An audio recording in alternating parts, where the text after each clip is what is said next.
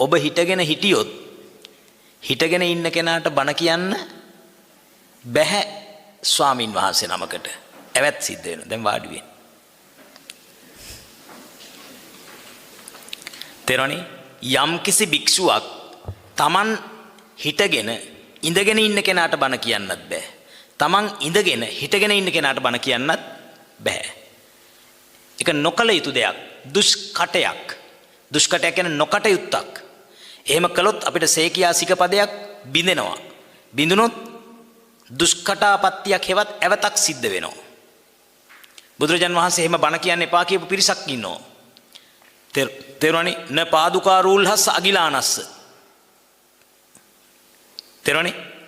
න ඨිතෝ නිසින්නස්ස අගිලානස්ස. හාමුදුරුවෝ හිටගෙන වාඩි වෙලා ඉන්න නොගිලන් කෙනාට බණ කියන්න බෑ. තේරුණානේ? න පාදුකා රූල්හස් අගිලානස්ස. සෙරෙප්පු දාගෙන ඉන්න. න උපහානා රූල්හස් සපත්තු දාගෙන ඉන්න නොගිලන් කෙනාට බණ කියන්න බෑ. න චත්තපානිස්ස න දණ්ඩපානිස්ස. ඡත්‍රයක් කුඩයක් අතේ තියෙන, දණ්ඩක් අතේ තියෙන, න සත්තපානිස්ස ආයුධයක් අතේ තියෙන කෙනාට බණ කියන්න බෑ නොගිලන් කෙනාට. දැන් අපි හිතමු මෙහෙම. ඔබ ආසනයක ඉඳගෙන ඉන්නව නම් හොඳ නෑ. මොන ආසනයකද? ධර්මාසනයට වඩා උස ආසනයක. බුදුහාමුදුරුවෝ එපා කියලා තියෙන්නේ කොහමද? න නීචේ ආසනේ නිසීදිත්වා උච්චේ ආසනේ නිසින්නස්ස අගිලානස්ස. නීච ආසනයක පල්ලෙහා ආසනයක ඉඳගෙන උස ආසනයක ඉන්න නොගිලන් කෙනාට බණ කියන්න එපා කිව්වා. ගිලන් කෙනාට නම් ඒකත් කමක් නැහැ. ඒ කොහොමද?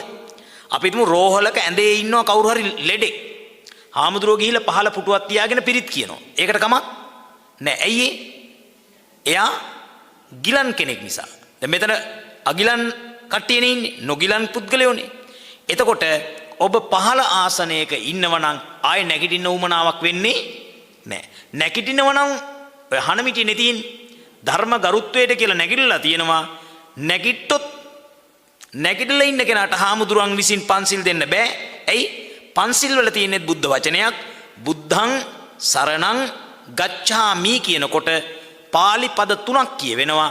එහෙමනම් මොකද වෙන්නේ? ඇවැත් 3ක් සිද්ධ වෙනවා. කතාව තේරුණාද? එතකොට ඔබ හදන්න ඇවිල්ලා මම විනාශ වෙලා. ඔබේ ಗುಣදහම් හදාගෙන ඇවිල්ලා මගේ සිල් දහම් නැති වෙලා. ඒ නිසා මොකද්ද කරන්න ඕන? මේවා ඒ කියන්නේ මේවා දන්නේ නැහැ. දන්නේ නැති නිසා මොකද වෙන්නේ? ටුක් ගාලා සෙට් එකම නැගිටිනවා. දන්නේ නැති නිසා ඒක ඒ විදිහට කරනවා. එහෙනම් අද ඉඳලවත් දැනගන්න මොකද්ද? ඔබ ඉන්නේ පහළ ආසනයට නම් ධර්මාසනයට වඩා පහළ එකක නම්. ඒතකොට ප්‍රශ්නයක් නැහැ. ඔබ ඉන්නේ උස ආසනයක නම් මොකද වෙන්න ඕන? එතකොට නැගිටලා නෙමෙයි එතනිනුත් පල්ලෙහෙන් වාඩි වෙන්න ඕන. ඒත් හිටගෙන ඉඳ හරියන්නේ නැහැ. ඒක පුරුද්දක් හැටියට වෙලා තියෙන මොකද්ද? ධර්ම ගරුත්වය කියලා හිතාගෙන ඒ වෙලාවේ නැගිටිනවා. කතාව තේරුණාද? ඒසත් දැන් නිවැරදිව අද ඉඳලා පුරුදු වෙන්න. ඔය වගේ වැරදි එකක් දෙකක් නෙමෙයි. බෞද්ධ සමාජයේ මම අපේ හාමුදුරුවනේ බණ කියලා මේකේ තිබිච්ච වැරදි අති මහත් ප්‍රමාණයක් හැදුවා. දැන් මේ තියෙන්නේ දහත් වට්ටිය. දැන් මේ දහත් වට්ටියට මම රූපවාහිනී නාලිකා 9ක මාසයක් බණ කිව්වා. ඇයි? දහත් වට්ටියට පහුගිය කාලේ බුලත්, පුවක්, හුණු, දුම්කල, සාදික්කා, වසාවාසි, කරදමුංගු, කරාබු නැටි, හරිද? ඉඟුරු පියලි, කොත්තමල්ලි, යකඩ ඇන නැති දෙයක් නැහැ.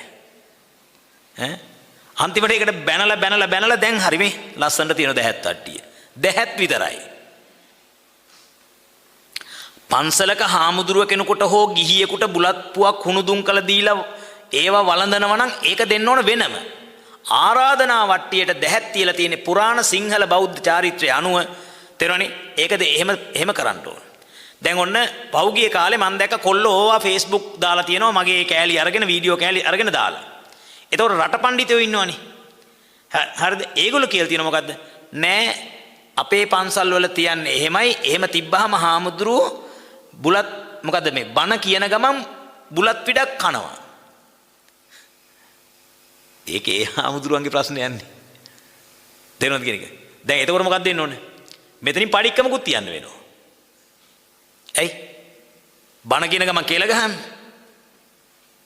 කතාව තේරුණාද කියන්නේ? ඉතින් ඒ නිසා සමහර අය කියනවා අපේ පුරාණ චාරිත්‍ර අනුව පුරාණ චාරිත්‍රය හනමිටියක් නම් වැරදි නම් හරිද? ඒක පවා හදන්න එපේ.